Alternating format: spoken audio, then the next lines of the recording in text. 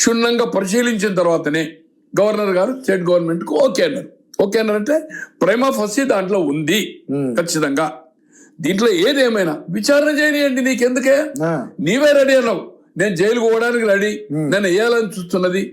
నీకు ఇక్కడ ఏదైతుందో కోర్టు, సుప్రీంకోర్టు చీఫ్ జస్టిస్ ఇప్పుడు అక్కడ చేసిన విచారణ చేసిన జడ్జిను రేవంత్ రెడ్డి గారు నామినేట్ చేయలేదే నీ మీద వ్యక్తిగత కక్ష ఉండడానికి?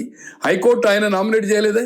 జ్యుడిషియల్ వ్యవస్థను నువ్వు ఏదైతుందో కించపరుస్తున్నావు అంటే ఏమన్నట్టు? రైట్, ఓకే, నీకు నిజంగానే గౌరవం ఉందంటున్నారు. నీ చెల్లి అరెస్ట్ అయినప్పుడు వాళ్ళు మన ఈడీ వాళ్ళు వచ్చినప్పుడు ఇంటి దగ్గర ఎటువంటి దురుసు చేసినావు అధికారుల మీద? విజువల్స్ క్లారిటీగా వచ్చినాయి కదా, అధికారుల మీద ఎంత దురుసుగా ప్రవర్తించినావు నువ్వు. అటువంటిది నీకు అహంకారం ఏదైతుందో ఆ రోజు అధికారంలో ఉండే వేరే సంగతి. ఈ రోజు వాళ్ళ బావగారు హరీష్ ఉద్యమ కాలంలో అక్కడ ఎగ్జిక్యూటివ్ మన ఏపీ భవన్ లో ఒక అధికారిని, ఒక దళిత అధికారిని ఏదైతుందో గజెటెడ్ ఆఫీసర్ కొట్టిండు కదా. వీళ్ళ ప్రవర్తన ఇప్పుడు ఏం చెప్తున్నారు? మా అధికారం వస్తుంది, మీ సంగతి చూస్తా.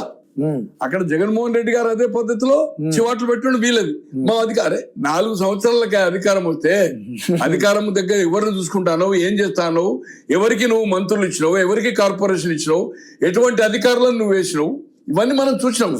ఇవన్నీ ఉత్తర కుమార ప్రగల్భాలు కాదు. ఇప్పుడు ఉన్న ఇష్యూని ఏదైతుందో స్వయంగా మీరే ప్రెస్కి చెప్పారు. నేను రెడీ టు జైలు పోయి మంచిగా పుస్తకాలు చూసుకుంటా, ఏదైతే మన ఆసనాలు వేస్తా, తర్వాత ఇదేంటి ఫ్రెష్ గా వచ్చేదో పాదయాత్ర చేస్తా. పాదయాత్ర చేసిన వాళ్ళు, జైలు పోయిన వాళ్ళు అందరూ ముఖ్యమంత్రులు అయినారు.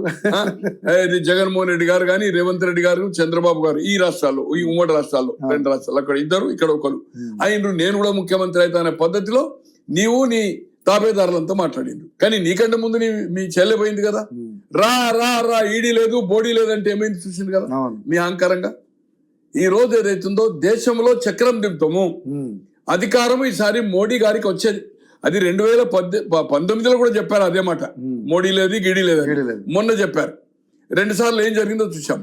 పక్క రాష్ట్రంలో ఏదైతుందో జగన్మోహన్ రెడ్డి గారు స్వీప్ చేస్తారని చెప్పారు, మాకుండే సమాచారం అని చెప్పి ఓపెన్ గా సపోర్ట్ చేశారు. గతంలో చేశారు, గెలిచారు అనుకోండి, వేరే సంగతి.